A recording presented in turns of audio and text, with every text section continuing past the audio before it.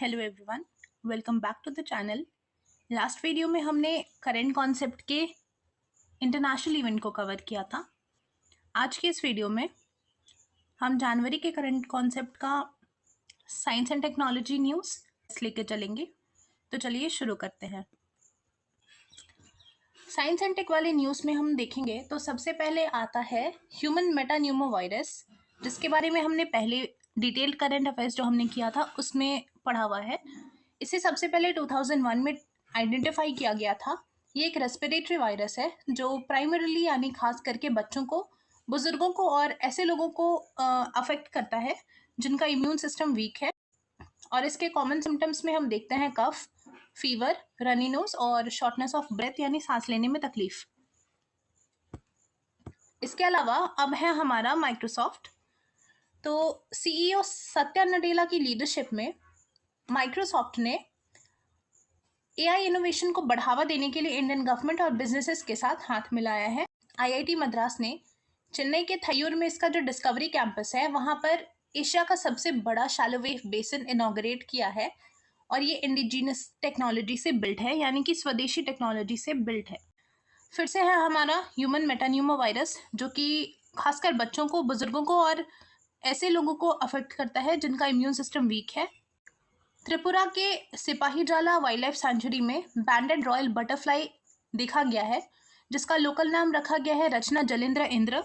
और ये एक रेयर स्पीशीज है जिसकी डॉक्यूमेंट्री मुनिस एंटोमोलॉजी एंड जूलॉजी जर्नल में हमें देखने को मिलती है। और Indian wildlife protection act 1972 के शेड्यूल 2 के अंतर्गत ये प्रोटेक्टेड श्रेणी में रखा गया है। ब्लू ओरिजिन जो है, इसने केप कैनेवरल से 10 जनवरी 2025 को अपना न्यू ग्लेन रॉकेट लॉन्च किया है। आप लोग मुझे कमेंट सेक्शन में बताओ कि केप कैनेवरल कौन से कॉन्टिनेंट में सिचुएटेड है।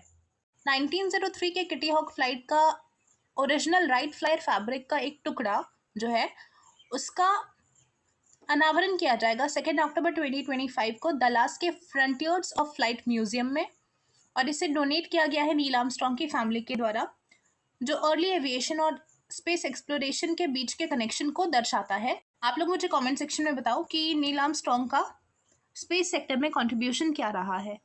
IUCN की रेड लिस्ट असेसमेंट के अनुसार फ्रेश वाटर स्पीशीज जो कि इंडेंजर्ड है, उसके लिए वेस्टर्न घाट जो है वो एक क्रिटिकल हॉटस्पॉट के रूप में आइडेंटिफाई किया गया है। इसरो ने अपने स्पेडेक्स मिशन के साथ स्पेस डॉकिंग में एक सिग्निफिकेंट अचीवमेंट हासिल किया है। इंडिया का जो प्राइवेट स्पेस सेक्टर है, इसमें पिक्सल और दिगंतारा ने स्पेसएक्स रॉकेट पर सैटेलाइट्स को सक्सेसफुली लॉन्च करवाकर एक सिग्निफिकेंट माइलस्टोन अचीव किया है। इसके अलावा यूनियन कैबिनेट जो कि पीएम मोदी द्वारा लीड की जा रही थी, इसने आंध्र प्रदेश के श्रीहरिकोटा के सतीश धवन स्पेस सेंटर में इसरो के 3rd लॉन्च पैड के कंस्ट्रक्शन को मंजूरी दे दी है। इसके साथ ही इसके लिए जो बजट एलोकेटेड था वो 3985 करोड़ रुपीस था।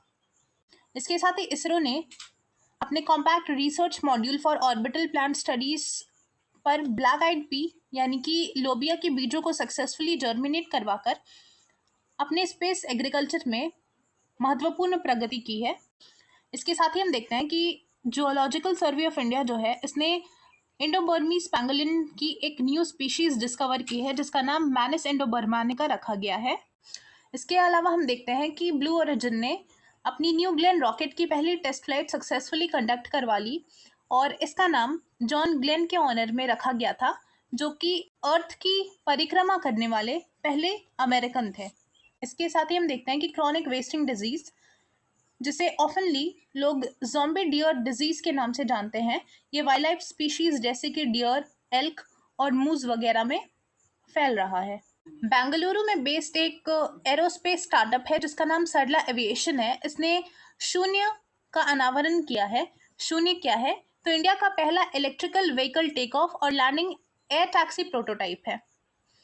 इसरो यानी इंडियन स्पेस रिसर्च ऑर्गेनाइजेशन ने अपने 100 सैटेलाइट के लॉन्च के साथ एक इतिहास रच दिया है।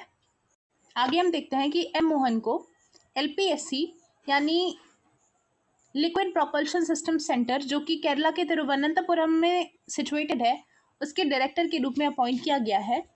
और इसके पहले ये पोस्ट वी नारायणन का था और वी नारायणन को अब इसरो के चेयरमैन का पोस्ट दे दिया गया है 14 जनवरी 2025 को।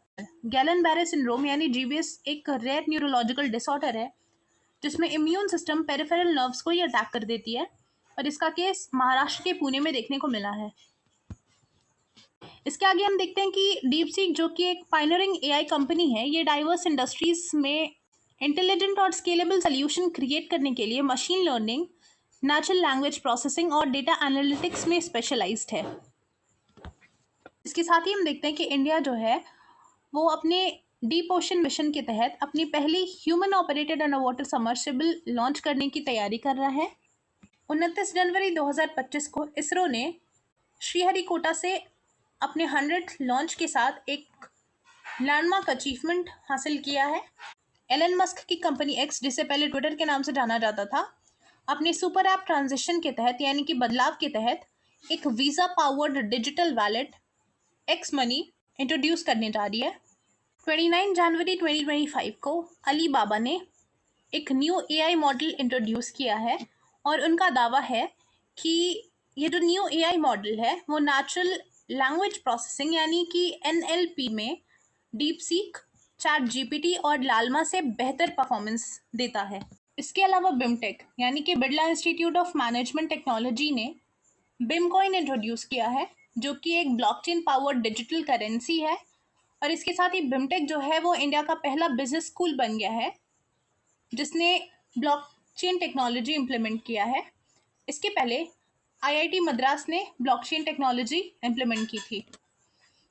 इसके साथ ही हम देखते हैं कि group captain Shubhanshu Shukla as a part of Axiom mission 4 यानी कि एग्जिम मिशन 4 के हिस्से के रूप में इंटरनेशनल स्पेस स्टेशन पे मिशन को लीड करने वाले पहले इंडियन एस्ट्रोनॉट बन गए हैं।